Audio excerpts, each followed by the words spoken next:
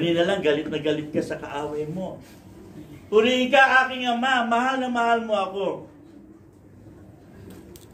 Kahit na ayaw mong purihin ng Diyos, let us labor into His rest. Pilitin mo ang sarili mo na paniwalaan na ikaw ay mahal ng Diyos. Mamaya-maya, kakanta ka na lang. Turn your eyes upon Jesus. Look full in His wonderful face, and the things of earth will grow strange, leading in the light of His glorious face. Amen. Makikita mo, umaangat ang spirit mo. Nawawala ang agam-agam sa iyong isip. Pumapasok sa iyong puso. Mahal ka ng Diyos dahil ikaw ay nabibilang sa Kanyang mga anak.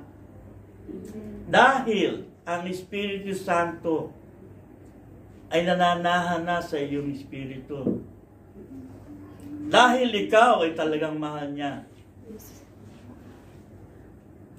Yun lamang ang gagawin natin. Isipin natin, we are in the presence of God. We are in His hand. And He will never forsake us, nor will He never leave us. Sapagat yun ang Kanyang ginawa. Ipinagkatiwala tayo ng ating Panginoong Ama sa pagmamahal ng ating Panginoong Jesucristo. We belong to Him. And in Him, we move and have our being. Sa Kanyang buhay, sa Kanyang pagkamatay, at sa Kanyang pagkabuhay na muli, sa Kanyang resurrection, ipinakita niya na ang lahat ng ating kasalanan ay napatawad na. Ipinakita niya na tayo ay may authority over the devil himself. Ipinakita niya na tayo ay may kalayaan na sa parusa ng kasalanan at sa kapangyarihan ng kasalanan, sapagkat lahat tayo inako siya bilang Panginoon at tagapagligtas. If you are that person, then you know you are in Him, you are accepted in the Beloved, you are the beloved child of the Most High God. Amen. Paniwalaan mo yun. At tayo na naririto, lagi natin ginagawa itong communion. Pinapakita natin na ang tayo naniniwala sa Kanyang ginawa, tayo ay naniniwala sa Kanyang gagawin pa. Malayo pa ang ating lalakbayin upang ma-attain natin, upang makuha natin ang tanging hinahanap natin. The hope of His calling. Malayo pa ang ating lalakbayin. Marami pa tayong kakaining bigas, marami pa tayong kakaining mga salita ng Diyos. Pero tingnan mo kung hanggang saan na ang narating mo simula nung nag-umpisa ka sa paniniwala sa ating Panginoong Yesus. Sa pagkakataong ito, hawak natin ng tinapay. Let us bow down our heads. Give glory to our God. Exalt Him in this prayer. O Lord God, Jesus Christ, the Anointed, this is your body given up for us. This is your body that has accepted the punishment, the wrath of God Himself. It is us who should have this punishment, but you took it upon yourself to be punished by God. You laid down your life, suffered death for us. Because you love us so much, you did it all for us. And now we know that we have been freed from the penalty of sin, that we have been freed from the power of sin, that we are accepted in the Beloved, and we can call ourselves a child of the Most High God. Amen. Ito ang paniniwalaan namin, ito ang pangako mo, ito ang iyong sinasabi, ito ang iyong katotohanan. Panginoon, tinatanggap namin ang tinapay na ito. We partake of this bread in your name. Amen. Let's Amen. partake.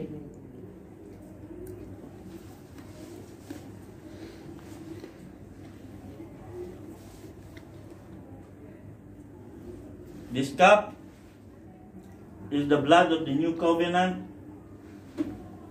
We are a new covenant church. Jesus Christ is our high priest. He is our advocate. He is the only man in heaven na kakampi natin. He sits at the right hand of God, and we, as a church, is His body. And where the head is, the body is there also. Amen. And where the body is, the head is also there. For the head cannot be separated from the body. Amen. Amen. And as our Lord Jesus Christ sits at the right hand of God, we are also sitting there with Him. Amen. We are above all principalities. We are above all the evil schemes of the enemy. We have the right and the authority to scold the devil, to prevent his evil schemes from happening to our family, to our loved ones, to ourselves. Amen. This is so because of His sacrifice. And this blood secures the love of the Father in us and in our loved ones. Lord Jesus, this is your blood. We partake of this and receive the love of the Father, the reassurance that we belong to Him, that we will see you face to face. For you will present us holy and blameless. On that day, we shall see you face to face. In Jesus' name we partake of this. Amen. Amen. Amen. Amen. Amen. Amen. Let's partake. Hallelujah. Thank na narito sa aming harapan. Salamat, Panginoon, o Diyos, sa kanilang buhay. Lord, alam mo, Panginoon, ang laman ng kanilang mga dibdib. Alam mo, ang laman ng kanilang puso. Panginoon, dalangin ko, Lord God, ano man kabigatan, o God, Lord, ano man ang kanilang mga hinarap sa buhay. Dahil narito sila, Panginoon, O Lord Jesus. We call upon your name, O God, and they shall be saved. We call upon your name, O God, and they shall be ministered. We call upon your name, and their needs shall be met, O Lord Jesus. Panginoon, marami pong salamat sa iyo. Lord God, at whatever na anumang area na walang buhay, Panginoon, sa pangalan mo, Panginoon, ito'y mabubuhay. Panginoon, yung mga hinahanap nila, akala nila, Panginoon, wala ng pag-asa. Panginoon, ngayon pa lang, Panginoon, Lord God, as you said it, there's a hope, because you are the hope of glory, Lord Jesus Christ. Thank you, Lord. We uplift them up to you, God. May your hands upon them and their families back home. Lord God, Panginoon, samahan mo sila sa kanilang journey. Panginoon, nawa, dalangin namin na makita pa namin silang muli, Sunday upon Sunday, Panginoon. Mangusap ka sa kanila, Panginoon. Lord, meet their needs, oh God. Lord, their needs and yung hunger nila sa Savior. Lord, let it be, Panginoon, at madama nila, Panginoon, ang dakila mong pag-ibig. Marami pong salamat, oh Lord, in Jesus' name. Amen. Amen. Welcome to the family of God.